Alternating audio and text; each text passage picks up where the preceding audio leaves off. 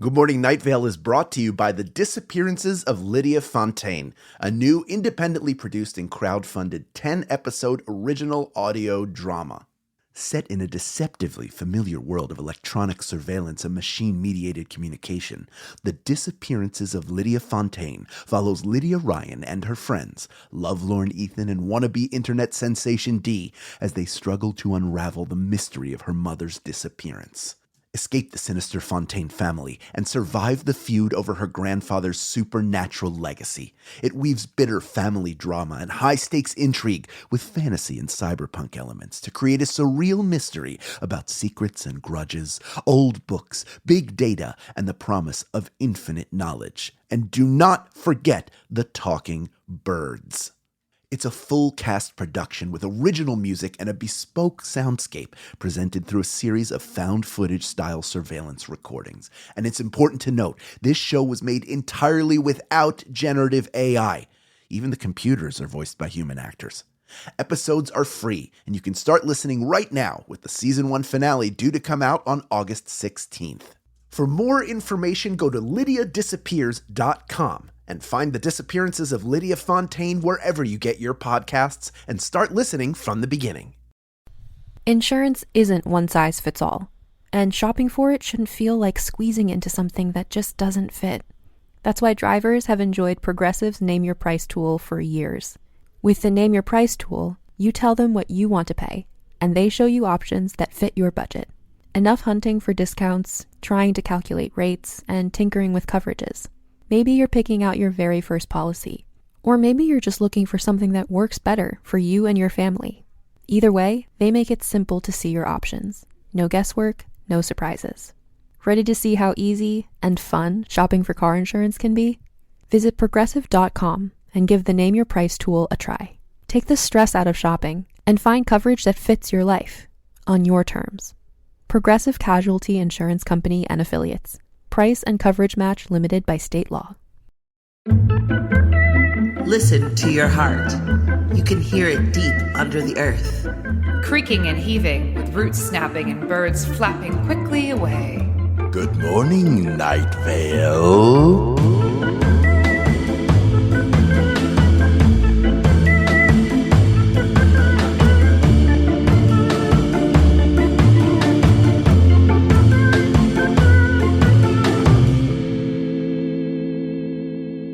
Hello, everybody. I'm Hal Lublin. Just Hal Lublin. And I'm Meg Bashwiner. Simply Meg Bashwiner. And I'm Symphony Sanders. And oh, so much more. And here we are once again talking about our favorite podcast, Welcome to Night Vale. Because we work on it, and we like the people that work on it, and we like the show, and we want to talk about it. I just want to say that I really like Terry Gross's Fresh Air. And I don't know if it's my favorite podcast, but I also really like the Bon Appetit Foodcast and Radio Cherry Bomb. Like, listen, I like Welcome to Night Vale. I really do. But I don't know, favorite podcast? The one where I'm like so stoked that it's in my phone. Probably Wednesdays with the Bon Appetit Foodcast, I have to say. Maybe one of our favorites? I always look forward to new Rights to Ricky Sanchez podcast, which is a Philadelphia 76ers podcast that I enjoy. Geez, fine. It's just like a podcast that we work on, but we also like it. But maybe it's your listener, maybe it's your favorite podcast. Is it your favorite podcast? Let us know. It's important to us. And make sure for me. And make sure you shit on other podcasts when you talk about it. You're like, I like Welcome to Night Vale so much. You know, like, fuck the Dollop. Although I just started listening to the Dollop and I enjoy it. Yeah, say, I really love Good Morning Night Vale. It's way better than... I don't know. I'm trying to think of another podcast we can dunk on that I won't feel bad about because I really like podcasts and I don't want to be like, well, hey, fuck you. Oh, it's way better than the Joe Rogan Experience. Yeah, fuck Joe Rogan. Fuck Joe Rogan. Yeah, it's way better than Dax Shepard. Oh, he seems cool. Is he not good? Have we heard anything? I don't know. But it's like, come on. You know, okay, here's the thing. He seems like a bro. But then he's married to Kristen Bell. She's cool. But, like, does Dax Shepard need a platform? Like, was the world being like, you know what, I really got to hear what this guy's got to say. He really is he's a voice that is unheard and unrepresented and really is saying something new in the world of comedy and interview. So Look, if we're airing grudges, then I can just take up the whole 45 minutes. We don't even need to talk about this episode at all. We can do that in 30 seconds, and then I'll just be like, here's where I think I should be successful. And it makes me mad that other people are. Here's a list of people that make me mad. It makes me mad when other people can eat food and not gain weight. That's the thing that makes me the most mad. Where it's like, if I have a beer, I will gain like 4 pounds. And I do want to say in my not defense. I feel good about the fact that now I'm happy for other people while being sad for myself. Like I've stopped coveting. That's good, right? That's a step forward. That's a really big step forward. I wish I didn't spend most of my time coveting the metabolisms of like 19-year-old men. But they're the worst. They can eat whatever they want. Yeah, I'm gonna fold this gallon of ice cream into a pizza and eat it, and then I'll be fine. My abs will get more defined. Whatever. Coveting doesn't help anyone, least of all you. But so I guess if we can't covet, we should at least move on and talk about what we came here to do. All right, let's talk about episode 43, Visitor. And here's the description of the episode. An adorable new visitor makes its way into the radio station. Plus, controversy in the mayoral race, an update on the house that doesn't exist, and a look at the community calendar. Let's talk about it. Why'd you say visitor like it's a question? Did I? I thought so. Maybe someone else thought so too. Visitor? I didn't intend it. Sorry, visitor. This episode is Visitor. This is a turning point episode for me. I think it's a turning point for Cecil as well, where he reaches his final straw. I know I'm not going into specific things that are said, but just in general, that's something that strikes me about this episode, because we're the Strex. Yes. This is really a heating up of the Strex storyline. I feel like the numbers episode took us out of it a little bit, and now we're like way deep into it again. And well, guys, I mean, part of it is do not mess with a pet and a pet owner. You can't play those sensitive games, because I'll tell you what, I literally got my cat tattooed on my body. Post-mortem. I would have done almost, if somebody had tried to hurt my cat, I would have gone buck wild. And I know that there are pet owners out there that feel the same way. So, he gets really mad. You can hear it in his voice. Well, yeah. I mean, I would have laid down my life for my dog. Of course. I would be like, no, you live. You have to go on. sure. Yeah. Couple episodes with Strex where it's like, okay, they're coming for other people. They're coming for the teen militia. They're coming for this. But it's like, now they're coming for you. They're coming for your fucking cat. And so that is what gets him off of his throne of comfort and privilege, and is just like, I will cut a bitch. And it's starting out in this episode, it's interesting because we get the check-in where he's talking about the Strex Pet, and then he's talking about Khoshekh, and he said, Khoshekh is still in the men's room, as he has always been, and presumably always will be. And I'm like, oh, foreshadowing. The hubris, Cecil. Things you love can be taken from you. It's your Icarus cresting the sun. This is a town full of people who are just told to obey and follow along. So they don't know anymore. Even his sort of passing of secret messages along doesn't really implicate him. He does it in a way where he's not really implicated. So he's maintaining his distance from everything.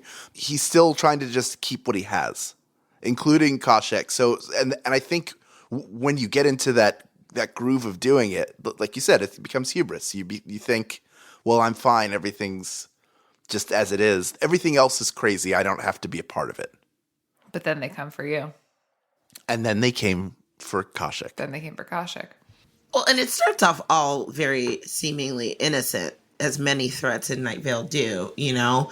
It comes in and it's cute, ? Like the description, and when he describes it, it's like he'll say it has a lush, furry body, right? And then it has duck eye, though. Have you seen duck eyes? Ducks are gross. Ducks. Ducks are gross. Ducks? You think they're gross? Well, ducks are rapists, so.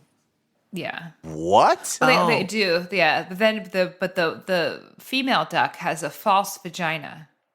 Yes.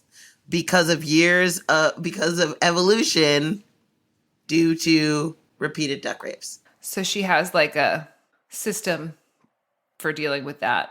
Yeah. So that she is only impregnated by something that the duck that she feels is the best, not just whoever is trying. And that's a little bit about duck anatomy. Now I just picture a bunch of ducks sitting around talking, a bunch of drakes, as they're called. And like 3 of them are like, sex feels weird. And then the 4th one's like, no, it's great. My kids are on the way. They're eggs now? I don't know. Also, Howard the Duck, all those scenes with Leah Thompson are way creepier now. They're creepier now because it's 2019, but this added layer of duck rape, really? Yeah. Ooh, Yeah. I remember that's haunting. I used to, at UMass, where I attended university, I would go smoke cigarettes out on the ledge of the staircase by the theater department, and it overlooked the pond. And you would see some real rough shit. You'd see a lot of non-consensual duck things happening. And you'd be like, run, girl, Lord. run. You like want to go out there with pepper spray for her.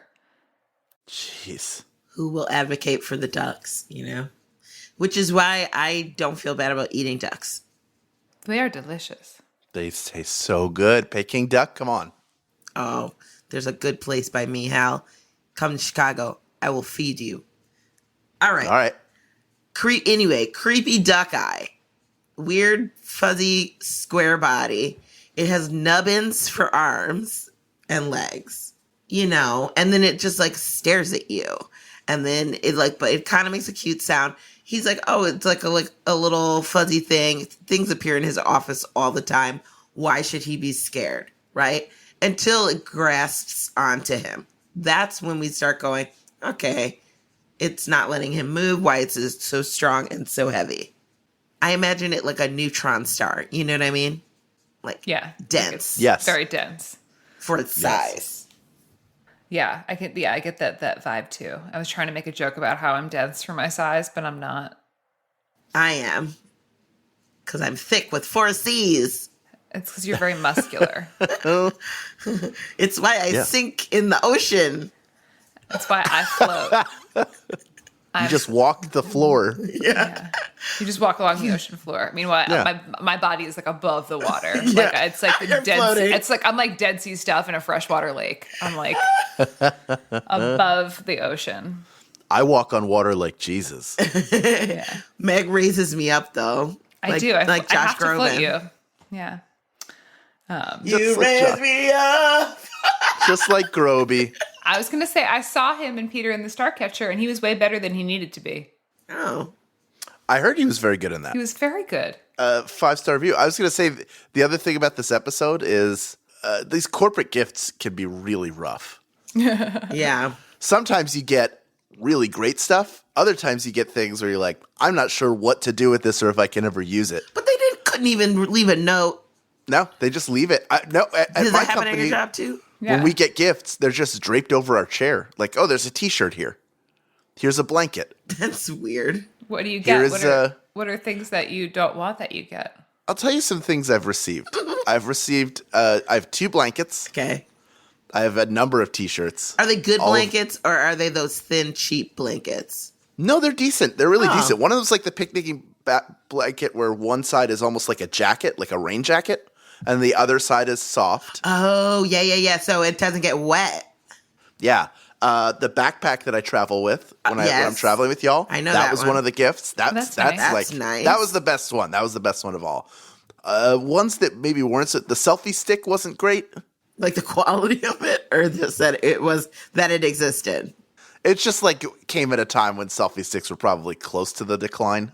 Okay. So the beginning. But it was never like, hey, you're getting this.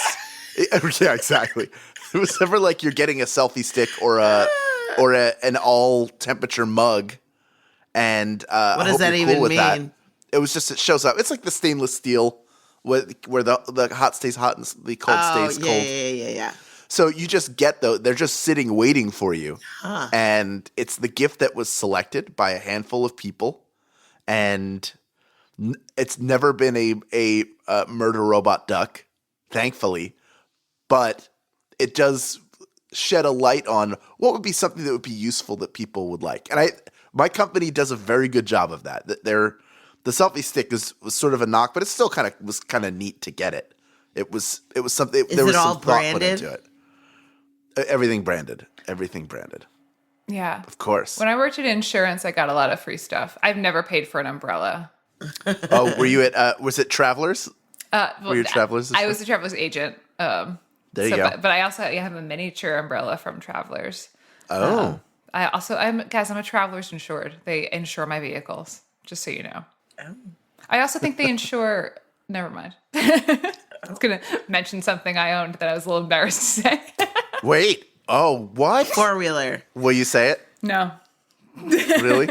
If we guess what it is, will you tell us we're right? It's not my horse collection. No. It's not my collection of horse figurines. Because that's uninsurable because the value is too high. Yeah, it's there. I mean, how do you catch a moonbeam in a jar? How do you how do you hold the moonbeam in your hand? How do you do it? Maybe You through can't. thought crimes. Throw thought crimes. Yeah. So I every time they say thought crimes, I think of Minority Report immediately. Have you seen that movie? Yes. I have not The seen that movie. precogs. Yes. 3 bald kids in a tub throwing balls into a chute that tell you whether or not a prize. So here, let me pitch you. In my head, it's they pooped them. Yeah, they poop them out. Meg, let me tell you a Minority Report, if I may. Please. It's the future. Okay. Touchscreens are just in the air, and Tom Cruise is working them. And he works for a pre-crime division. They're able to assess, using these 3 bald kids in a tub, when crimes are going to be committed. Like, hey, this guy will murder his wife in 4 hours. So then their job is to get there and intercept and stop the guy before he commits the crimes. So they're preventing crime from happening. But of course, as you can imagine, this system might be corrupted. Uh-oh. And only Tom Cruise and his future drug addiction, which is like a weird inhaler, because he lost his family. Very sad. Understand. Only he can solve it by taking those bald kids under his wing. And I forget what he does with them. Does he throw them back into the sea? Whatever happens. He flushes them down the toilet. He flushes them right down the toilet. And they live with them. the alligators. He Yeah. escapes with them. I'm in. And just because I always like an opportunity to see Tom Cruise triumph, in the face of Sure. adversity. Yeah. He represents all of us. Sure does. Speaking of represents all of us, we get a mayoral update, a very disconcerting mayoral update for these current times that we are in, where there's like a nod to birtherism. So basically, it's like we get the update, and the supporters of the Faceless Old Woman are like, hey, Hiram McDaniels is a fraud and a criminal. And Hiram McDaniels is like, yeah, but the Faceless Old Woman doesn't have a birth certificate. So, and I'm like, I can't hear those words, even though they were written in 2014. Yeah. Like, I just twitch. Well, like literally Hiram McDaniels has like killed and eaten someone. Or not eaten, like scratched him up. I'm sure the Faceless Old Woman has too, but... Sure. Nobody is that idea accusing her of that. That idea that they're making fun of Trump because he was such a joke at the time because of all that birtherism crap, that it sucks that it's timely again. Yeah. That the pendulum swung around so quick, because there are things that were maybe timely in the 50s that would seem timely again 50 years later. Not even now when it feels like we're regressing and progressing socially at the same time. But this is a very short turnaround for it to come back and be relevant again. And that's disconcerting for a number of reasons. It's tough to hear. But Into the Woods is their casting for what seems to be a bank heist. So that's good. Yes. And I think, you've seen Into the Woods, correct? I performed. Were you in played it? a role. Yeah. In Who were you? My senior year of high school. Who were you? I was the voice of the giant. Yes. Yeah. And I also did another part. Was I Granny? Yeah. Nice. I did some acting. I did my first voice acting as the voice of the giant. Ooh. That's how you broke into Can we hear the giant? I think I'm trying to remember how it went. It was like, this is the giant. Something like that. This is the giant. Wow, that's scary. I would have been scared if I heard that over command a PA. performance. It really was. I'm the fucking giant. This is the fucking giant. What's up, motherfucker? This is the giant. It was more like that. It was like a little airier. I don't know. This is the fucking giant. I like that all of you. That was your whole audition. Can you just try it sad now? This is the fucking giant. This is the fucking giant. Boy. You had your sideways ball cap on when you went to audition, as you always do, and movement clothes. Like, exactly. Just loose fitting clothing. Loose fitting clothes. Cross colors. I love how they like wear loose fitting clothes to this audition for the voiceover part that you're gonna be. How when you go on voice auditions, you know, as opposed to just sending in something taped, do you wear loose fitting clothing? You've seen how I dress. The answer is of course I do. Man, I had these pants. I don't know if I've talked about them on here before. When I lost weight back in 2005, I got down to like 200 pounds. And I could go, one of the cool things about that was I could buy clothes at the Gap that would fit me and not make me look like Chris Farley wearing David Spade's jacket. And I got this pair of like black, they were sweatpants, but they were kind of like a loose fitting yoga pant from like, you know what I mean? Yep. When you go to take yoga, but you wear the loose pants, not the tight ones. Yeah. And it fit for such a long time. Like the sisterhood of the traveling sweatpants, no matter how big I got, they still fit. And I miss those pants. And if I had them, and I could wear them every day of my life, those would be the pants. That would be, oh boy, I'm just picturing them now, and it makes me smile. So yes, I do wear loose-fitting clothes, even if I'm going. Because listen, if they're judging me on what I look like for a voiceover audition, they are in the wrong business. That's what I have to say. It can't be my problem, can it? You know who else is in the wrong business? Those people at Tourniquet. Oh, or at their previous restaurant, Shame. Yes. I like their concept, though. I really do. I could get behind it. Molecular gastronomy and human remains. Yeah, and then it's a 6-course, it's a prefix menu with a choice of appetizer, entree, dessert, and sudden awareness of a hideous suppressed memory. I feel like I've been to that restaurant. I feel like I'm a person who likes to engage in fine dining. I have been very lucky to get to eat some of the best food in the world, and sometimes things are super high concept like that, and it makes me happy. But then I think I was telling Symphony about this the other day. I have my high concept restaurant where it's like just it's a new American tasting menu with all the bells and whistles that they normally do, except one course they just wheel out a microwave and they just do tableside bagel bites. And they take the bagel bites out of the package and they put it in the microwave. They like press start and they're like, your bagel bites are cooking now. They'll be ready shortly. And like that is just that is one of the courses in the tasting menu. I love that concept. I think my restaurant concept would be something that looks really hot. Like it's got like the weird music and like odd tables, sort of like that restaurant from Always Be My Maybe. I don't know if you've seen that. Yeah. With Keanu Reeves. Yes, the Keanu Reeves restaurant scene. That restaurant, except it just serves Southern comfort food. And there's so everybody comes there thinking it's going to be trendy, and they think that everything's going to be like a weird interpretation of fried chicken and mac and cheese or ribs, but it's just a giant messy plate of ribs brought to your table, and you have to deal with it now.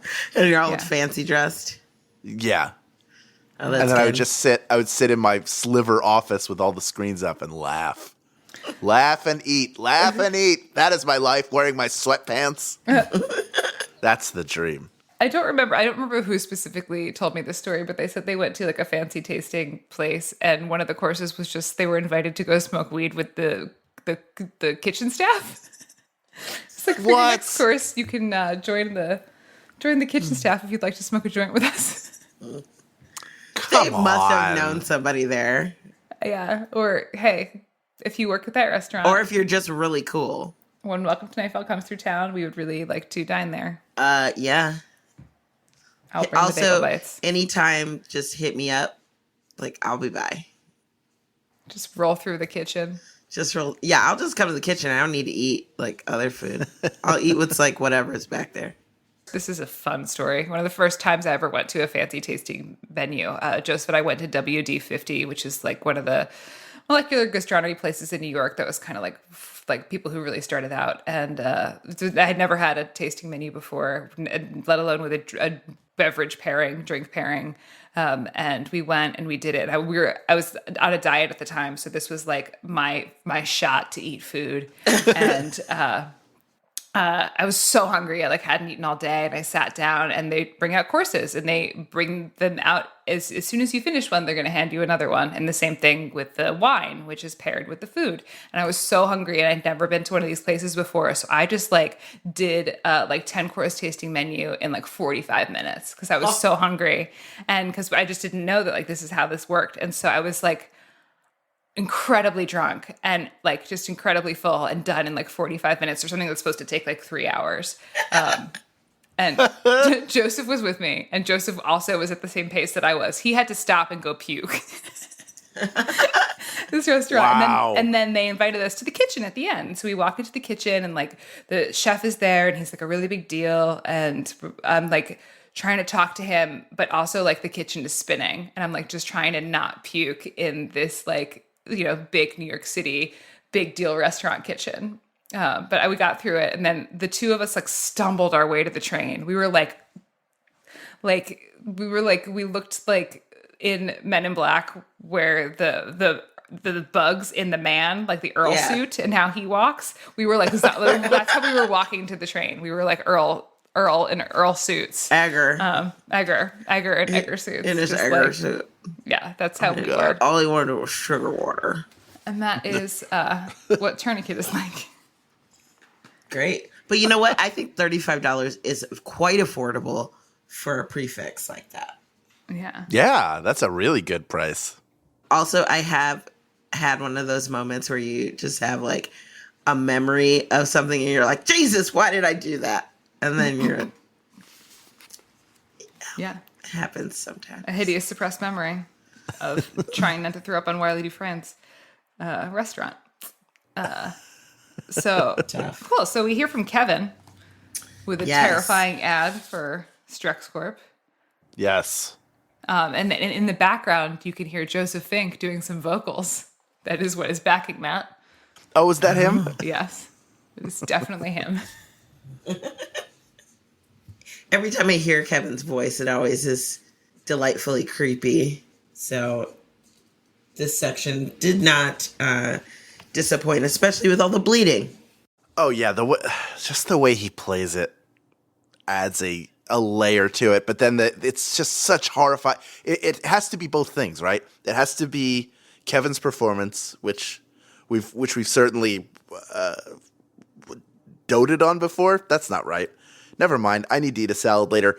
But the other half is the writing and having it be so creepy on the other end that they really play off each other. And it's about the tongue, how reflective it basically it is, because it's so slick and okay. I'm sorry. It just did made me physically feel icky just thinking about because you've seen someone's tongue like that it was weirdly covered in enough mucus to be slick and shiny like that, or it's usually sick people, and yes, it's just it's slightly discolored. He does such a good job. They both do, of describing the most disgusting thing, but making it not attractive, but you can't turn away from it.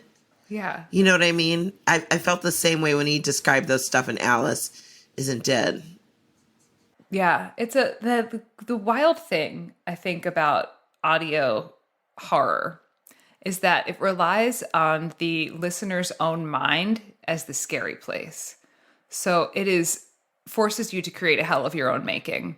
Yeah. Because while they are describing something, they're not showing you anything. So it is you who has to put the pieces together yourself. And that is of course going to be the most scary to you because you're assembling the scariest things or the things that make you the most uncomfortable. So you are like, you're your own worst enemy. You're completely inescapable. And inside your mind is terrifying. And let us show you how. Welcome to Night Vale, you know? Yeah. Yes. And my brain is a sick, dark place. So it's full of monsters. And Joseph and Jeffrey will show you which one, what they look like and what shapes they are. Exactly. With the help of Kevin R. Free and Cecil Baldwin. Of course. Whose beautiful voices lull you into a place of relaxation, so you really can dig into those depths of how demented you are. Cool. So the Strex Pet freaks out and attacks Khoshekh, and that is horrible to listen to. And it's horrible to hear Cecil come back from the weather because he's so distraught. And Lauren Mallard is just like, hey, we got you this thing. It's fucking horrible. I hope you like it for your birthday. And he's like, it's not my fucking birthday, and you killed my fucking cat. But my cat's not dead. But my cat's gonna be different, you know, because it's been through this trauma. So, yeah, it's tough to hear, and I think Cecil does a really good job playing the scene too, like coming from a place of strength. Like he plays it from a place of strength, but you also can hear how emotionally affected he is, but not dejected, not down, but not out. You know? Yes. He could have taken it obviously a couple of different places, but like the way he did it, like as a person who's had a pet or like has been scared for a pet, you know that feeling. And I think that I connected to that the most because I was like, no, that's exactly where you would be, feeling helpless yet and a little powerless, but so wanting to be angry, wanting to get some vengeance. But he just wants to be there for his baby boy. Yeah, I love the acting that the sort of the range that they're giving him to work with and how that's progressed over the first 2 years of the show. Just it's become more personal and deeper, and the more his character goes through as opposed to being the passive observer, the more interesting it is to me as somebody listening to it. Yeah, it definitely has a way of getting you invested in it because you become invested in the character of Cecil. You become invested in what happens to him and what his life is like because of the glimpses and bits that we are able to construct about who he is from the things we've been given in the past. Things that are not just him reading the news, but are like the touchstones for who this character is that we connect to. Yeah, and when an evil Furby comes in and fucks with that happiness that he's created in this life, it makes us all come on the defensive, I think, to want to protect that person and the life that we've gotten to know through them. Yes. One of the things that makes the Strex Pet scary for me is that it is this thing that is like a weird animal and it's feral and it's violent and they're trying to trank it. They're trying to trank gun it and tranquilize it and like get it to stop, but they can't because it's a machine, and then they flip the switch and it stops. And it's just like, how could something that is showing itself to be so animal and violent and like feral and crazed be something that is a machine that is like created by science, Right, because they're like, what was your purpose? What was your initial purpose? To come in here? Like, were you supposed to come in and destroy, like, whatever was here? Like, are you, like, would you have done that to Cecil? Like, would you have done that to the owner? Or would you do that to any other pet that's trying to take over? Do you know what I mean? Yeah. And then it just stops once the switch is flipped, Like, it's that thing that makes it so scary. It's like it did all this huge amount of damage and like there's blood and cat hair everywhere. And then it just becomes this inanimate object. It's like seeing after a car wreck when like the car has done so much damage, then it just stops. Right. And it's like, then there's it's back to being something that can't hurt you. That is this piece that is just holding completely still in time, but it has just wreaked all of this havoc. It's like a very eerie image to see like destruction, the thing that caused destruction, just holding completely still. Yeah. Well, I'll never look at a Furby the same. And you shouldn't. Don't. Don't. We had one at work that I kept in a. I don't know whose it was. Was it a corporate gift? Yeah, it was a corporate gift.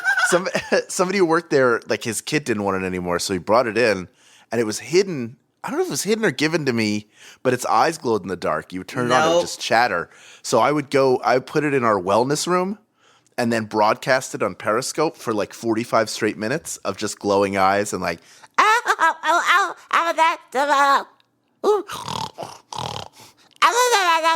all that stuff.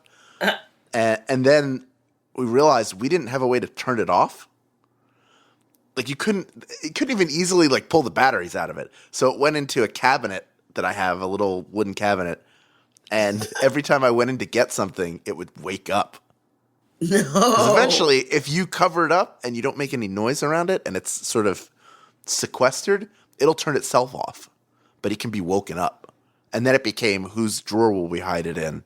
And it was controlled by an app, but the app, it was so old that you couldn't download the app anymore on a phone. So there's no way to control it. There was no way. And it was evil. And it had zebra fur and pink ears. And it was a real problem. See, that's when the AI takes over. Yeah. Where is it now, Hal? I'm proud to say that Still I in the don't cabinet? know. It could be. I haven't gone in there in a very long time, and I don't want to. And you can't make me. Nope. You can't make me. All right. Shall we move on? Yeah. Yes. Up next, we hear from fans and friends of the podcast about their theories, comments, and questions. But first, a conversation about this episode's weather, which is Cover Me Up by Jason Isbell. What a nice folk song. I am a Jason Isbell fan. Are you? I am. And this song was a big song, very popular. It was a hit, and he's had many hit albums since then.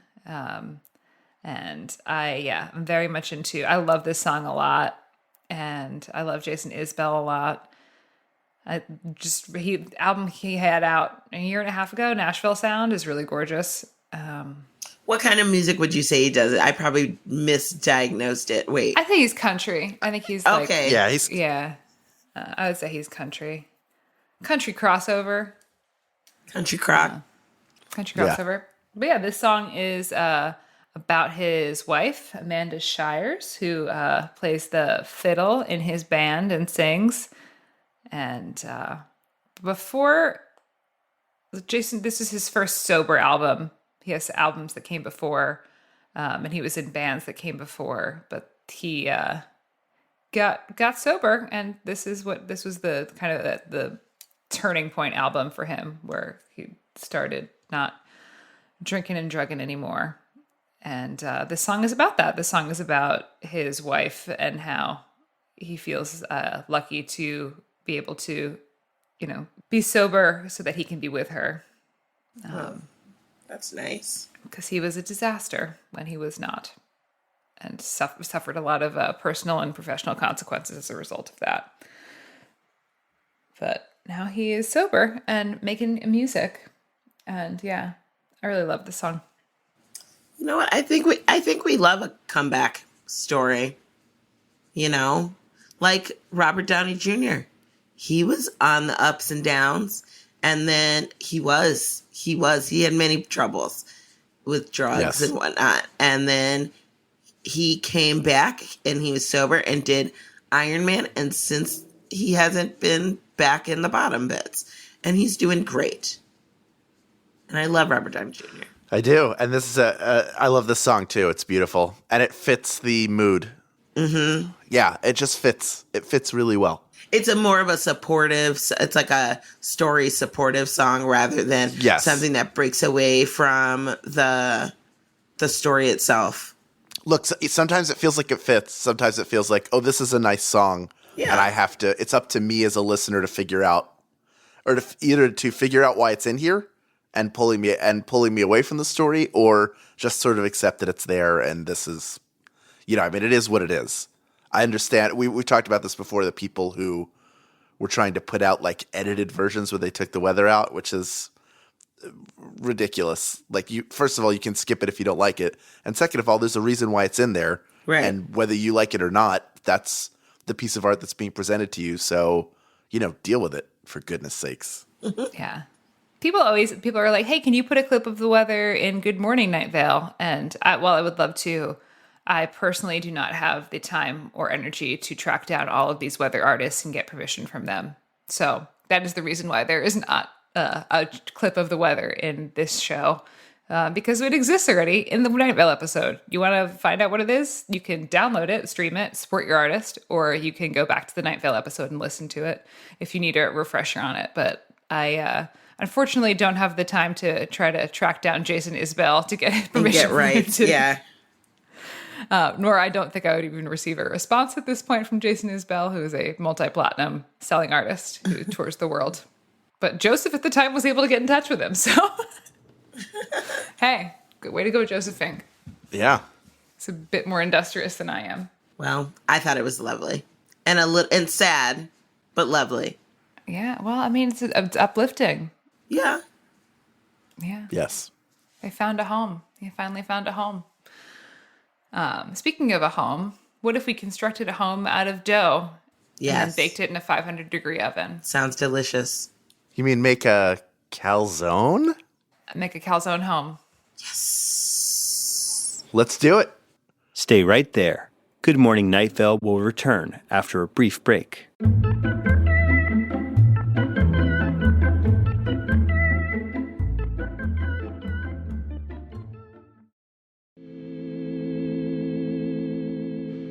I'm going to kick us off.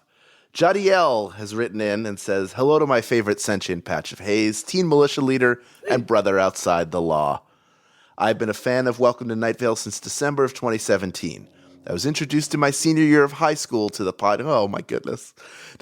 I'm so old. I know. You're 100 years old today. Sweet babies. Nothing against you, Jadiel. Oh, you have so much to experience. So much. My close friend and high school librarian, who, while a strange and scaly violent creature, didn't try to kill me, Casey LaPlante. I didn't realize that librarians even had names in this world. I was hooked on the show almost immediately and binge-listened until I was all caught up, which took me into early June. I was so focused on absorbing the world and loving the environment that the world set up that I didn't realize how emotionally invested I was in the show until episodes 43 and 44, The Visitor and Cookies, when Khoshekh was attacked by the evil Strex Pet. At the time that I was listening to the episodes, I was in the library, and I remember loudly yelling when Khoshekh was attacked, getting very agitated until the next episode, Cookies, when, I don't want to spoil, redacted? Well, when we found out that Khoshekh was okay, sans one eye. Both Welcome to Night Vale and Good Morning Night Vale have been such an amazing way to escape from my own reality and have been such positive influences on my recent life. I wish I had started listening sooner. Thank you for the amazing work you've done. Side note, soon after Hal mentioned Tasty Cakes for the second time on the podcast, they began to sell them here in Connecticut widely, and I've been hooked on them ever since. Oh! Yes! Tasty Cake, listen. You can hear me. You're making it out there. Send me a box of stuff. Every Saturday is my cheat day, and I will eat whatever you send me. And I'll take pictures of me sitting with a big protruding belly, covered in empty Tasty Cake wrappers. This is my promise to you. First Connecticut, tomorrow my gut. Avid listener and fan for always, Jadiel. Well, thank you.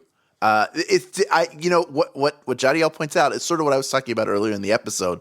That idea of like now we're digging into we spent so much time establishing who Cecil is as a person. We've had him fall in love. That now all of this, something has to be taken away from him, right? And because it's taken away from him now, because he's going through this personal trauma now, we're so invested in him that you do feel something. It is traumatic as a listener, and I know that Night Vale listeners in particular are very heavily invested in the story, so I understand how it's making you feel. Yeah. All right, so Mick writes to us, "Hey Meg, Symphony and Hal. I've been listening to Good Morning Night Vale, and you might have already recorded the episode on Visitor 43. No, we haven't. We're doing it right now. But if not, I thought I'd send you a message. I love this episode not only because it had me crying at the end for Khoshekh, but also because it finally broke my theory that Cecil was somehow causing all the problems in Night Vale. From the beginning, Cecil seems to have strange powers. His borderline omniscience, for example. And I had a hunch that some of his powers, even if he didn't know it, were creating many of the strange happenings. Maybe he was doing it intentionally. Maybe he was just accidentally speaking them into existence. Either way, I loved it. This concept was challenged a few times when he or someone he cared about was in danger, but I thought those dangers might have just been caused by one of the few other powers that affect Night Vale, and believe Cecil was still one of the bigger forces wreaking havoc on the town. However, when Cecil couldn't stop Khoshekh from getting hurt, despite actually joining in the action himself, I changed my mind. He definitely has some abilities, but for the most part, he's just a resident trying to get by like the rest of us. Anyways, I love you, and I'd like to thank Symphony and Hal for your amazing performances with Tamika and Steve. I got into Welcome to Night Vale when I was first heading off to college, and hearing Tamika's story and hearing her grow up a little while I did was fun and empowering. Steve, I just relate to a lot because I too sometimes feel like the secrets of the world are obvious to me and get stressed out when no one else is doing anything about it. But his positivity reminds me to take a breath once in a while. Thanks again, Mick. Yes. Aww. It's very interesting, Mick, that you thought that Cecil was this, like, he was like pulling all the strings, but then this was what broke that, because if he could pull all the strings, he would have, he would have prevented Khoshekh from ever feeling a moment of pain. So yeah, it's interesting that this was your pivot point. Agreed. You're sweet too. Thanks, Mick. Yeah, Mick. Next in the Calzone, we have Morgan. They write, "Hello. I have a couple of headcanons that I've come up with. 1. Prior to discovering Khoshekh's genderqueer identity, I suggested that Khoshekh was considered a trans man on the grounds that he gave birth, and yet was in the men's restroom and so clearly a man. 2. My sister Jennifer believes that Khoshekh's fixed point in the bathroom was actually his center of mass being a fixed point. This being how he could move enough to drink water and nuzzle people and such. In episode 43, when the vile Strex Pet attacked Khoshekh, causing him to lose some body parts, Khoshekh became able to move around, with the small removed parts launching off into space in order to maintain his center of mass as being in that fixed point in the bathroom. Later, he returns to the fixed point because removed body parts only stay a part of you for so long, and it stopped being his center of mass. Regards, Morgan." Thanks for your headcanon, Morgan. Those are pretty great. Yeah, I could see why you would think that Khoshekh was a man. But yeah, also who knows if Khoshekh is really a cat. So gender is just a construct in possibly more than one way.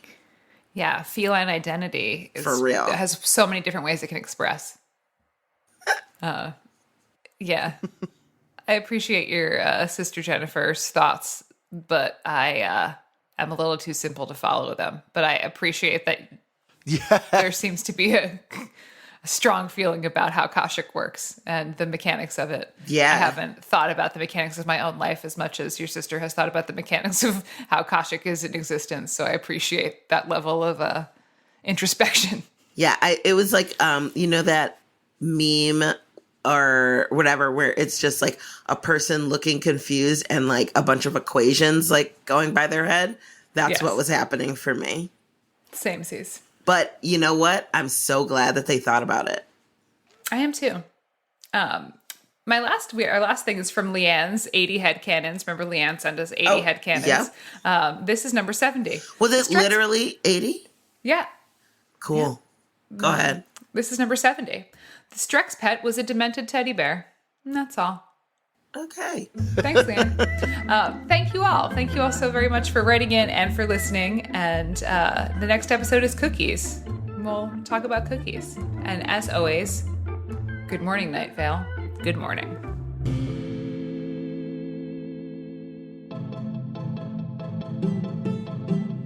Good Morning Night Vale is a Night Vale Presents production. It is hosted by Symphony Sanders, Hal Lublin, and Meg Bashwiner. It is edited and mixed by Vincent Cacchione. It is produced by Meg Bashwiner. Theme music by Disparition. Special thanks to our fans who submitted their thoughts this week. Leave us a voicemail at 929-277-2050 or email us at info@goodmorningnightVale.com to share your theories and ask questions, or just to let us know that you've been getting by okay. We'd love to hear from you. This show is powered by our patrons like Sandra Hobbs, LDubs42, Ira Tanner, Catherine Myers, and Richard Young. If you are interested in supporting the show in exchange for knowing that you are contributing to something that brings joy to lots of people, check us out at patreon.com/goodmorningnightVale. For more information on this show, go to goodmorningnightVale.com and follow us on Facebook and on Twitter at Night Vale Chat. Special thanks to Christy Gressman, Jeffrey Craner, Joseph Fink, and Adam Cecil. Today's adverb is luckily. After the 2016 election, I was so emotionally drained that I could only handle watching Tom Hanks comedies from the 80s, like Big, The Money Pit, Splash, Turner and Hooch, and the not from the 80s but still included because it is a timeless classic, That Thing You Do. These movies are wholesome, uncomplicated, and blandly funny in a way that gave me refuge from the torment of the pain and fear being felt around the world. Now, in mid-2019, things are so bad that I can't even handle that much emotional response. Hooch dies, for fuck's sake, guys. Sorry, spoilers. So now I can only watch old episodes of the early 2000s TV show Jackass. Something about the immediate painful payoff to the outright stupidity has been really helping me out lately. Myself and many people like me walk around every day with so much empathy for all of the pain in the world felt by so many people at the hands of truly monstrous greed. It's a lot to carry, more than even late 1980s Mr. Tom Hanks can lift from me. So every night, I watch carefree skateboarders and pranksters fall off of things and react to surprise injuries to their testicles. It makes me laugh, and for a brief half hour, my heart doesn't hurt.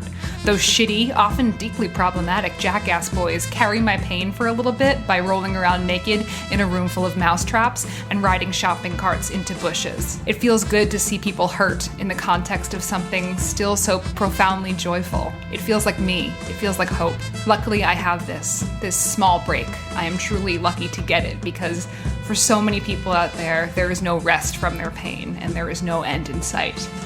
Luckily, I have Jackass.